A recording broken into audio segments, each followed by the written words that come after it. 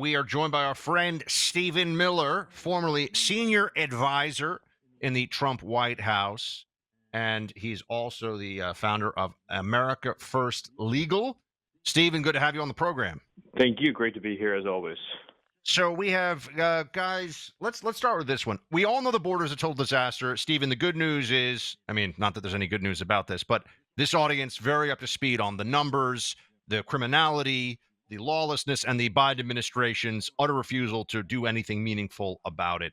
Last night we heard from President Trump about his proposals, and here's one thing we talked. There was a talk of deportations rapidly escalating the deportations. Here's what Trump said. Play 15. How will you gather the several millions that have already entered our country illegally and return them to their country of origin? Great question. It's not sustainable for our country. We have millions and millions of people here. It is not sustainable. Did you see in New York City where they're getting the regular students out and they're putting migrants in their place? We are going to have the largest deportation effort in the history of our country. We're bringing everybody back to where they came from. We have no choice. We have no choice. All right, Stephen, you heard it from the man himself. What would that look like? What would that deportation effort, I mean, walk us through how that happens. Yes, well, this is something, of course, that we've given a great deal of thought to. And I'm speaking to you now in my personal capacity when I say this. I am 100% confident that when President Trump takes the oath of office, we will begin and initiate the largest deportation operation, as he said, in the history of our country. And the way this will be done is by, number one, involving and leveraging the enormous federal assets at our disposal beyond the Border Patrol and ICE. So right now, ICE has about 6,000 deportation officers as your starting point. That's not very many. New York City has 30,000 cops, to put that in perspective, 6,000 for the whole country. So you begin by, number one, taking HSI, which is the organization on top of ICE, Homeland Security Investigations. And you can pull another probably 10, 11,000 guns and badges from HSI. Then you go into the Department of Justice. Well, you get CBP extra resources for interior operations. Then you go into DOJ, you pull from FBI, ATF, DEA. Then you go into, from there, your other departments and agencies that have their own police forces. I mean, for example, even the National Park Service has a significant police service. Then beyond that is when you bring in the National Guard. And you do this by going to each of the different states. Just take a pick, right? You go to, say, the governor of Alabama, and you say, we need to use your National Guardsmen to carry out deportation operations in and around your state. So it's not just in the state they're coming from, but you try to do it regionally for efficiency's sake. So like in the Southeast region, for example. And then you go to the sheriffs and the police departments, and using the authority that is delegated to the Secretary of Homeland Security, you're then able to deputize those individuals as well. But the key for efficiency's sake is that it has to be done under the control of your most experienced deportation officers. In other words, this isn't just like you show up and you say to a group of people, all right, now you're immigration officers. Because it's an incredibly challenging, complicated, and it's very data-driven, knowing where the illegals are and what their case disposition is. So you have experienced your best ICE officers running these teams that are blends of federal, state, and local and National Guard for resources. Then, as we've talked about before, you have to have staging facilities for outbound flights, right? Because if you collect a group of people, say you collect 100 people one day in Alabama, they're going to be from 24 different countries. Each country, you have a different plane, a different manifest, a different everything.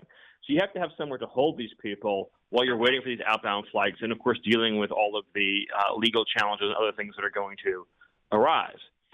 Which then brings me to my next point, which is that the State Department has to be also the leading edge of this.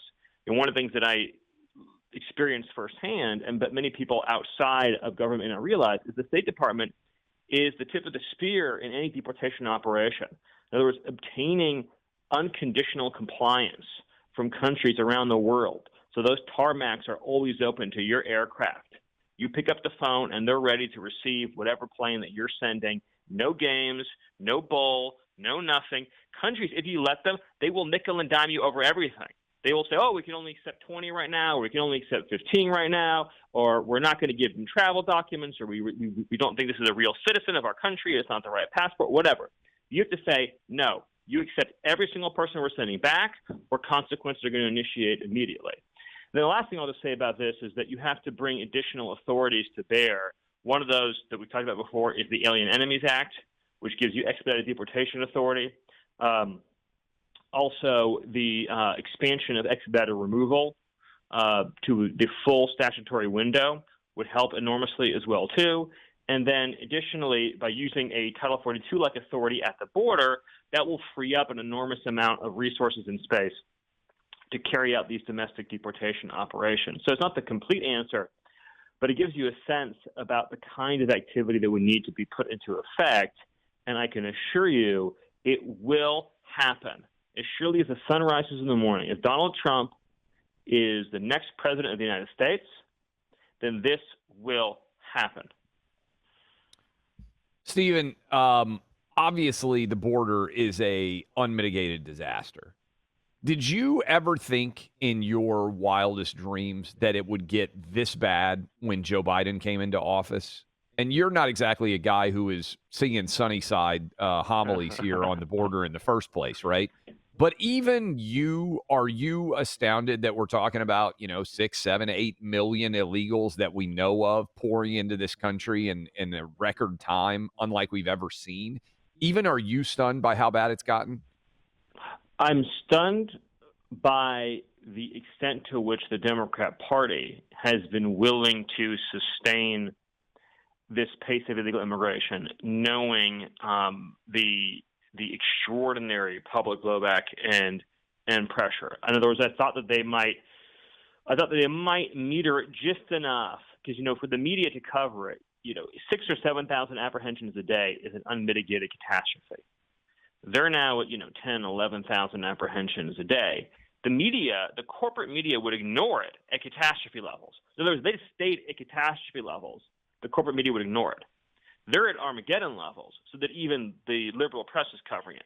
That I did find a bit surprising. But what I didn't find surprising at all is that it happened because, and I'm actually really glad you asked the question because I very rarely get to say this.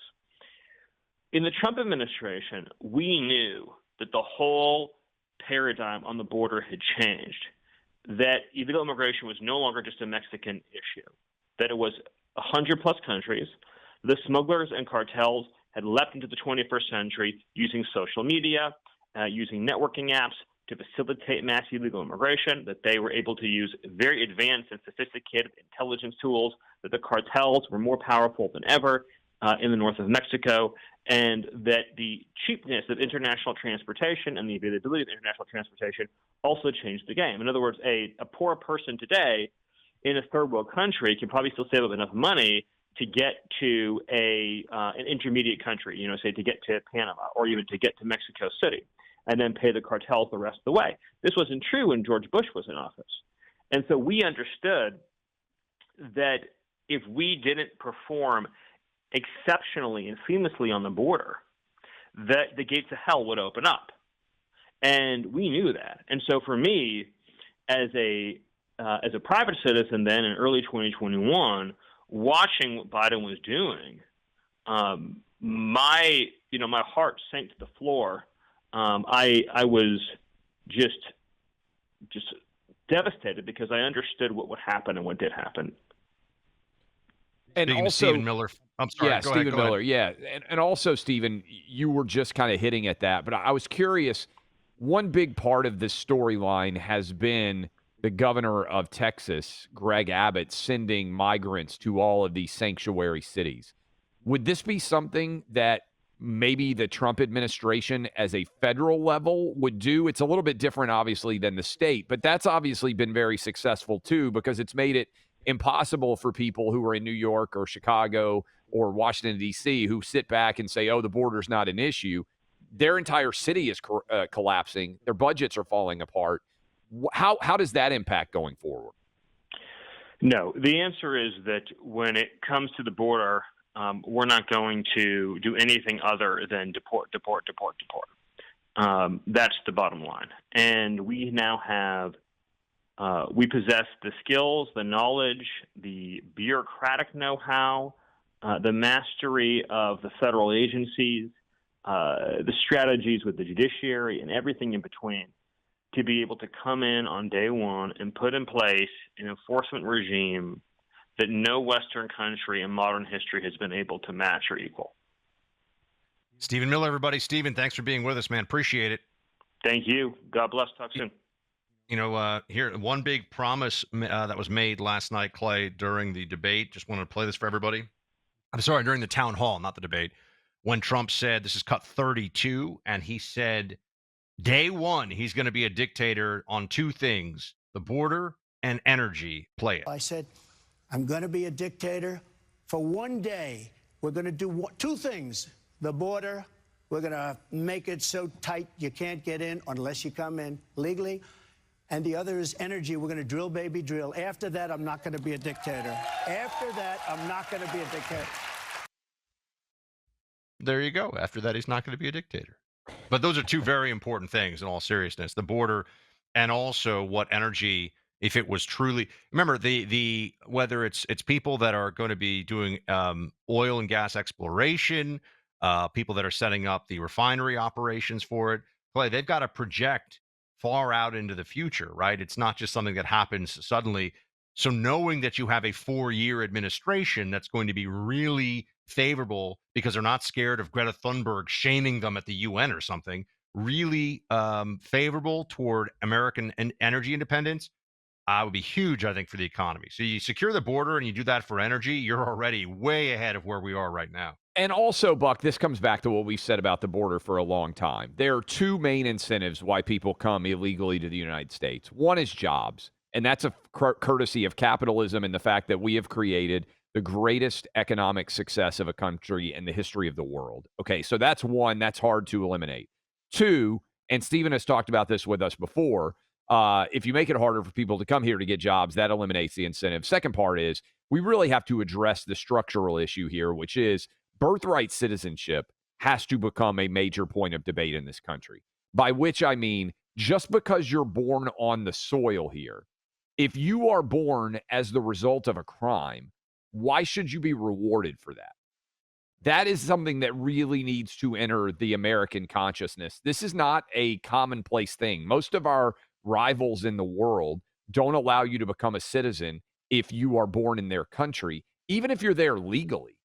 And it makes zero sense that we would allow someone to illegally enter the country, have a child, maybe 8 or 9 months pregnant when they come in, and suddenly their child is a citizen forever.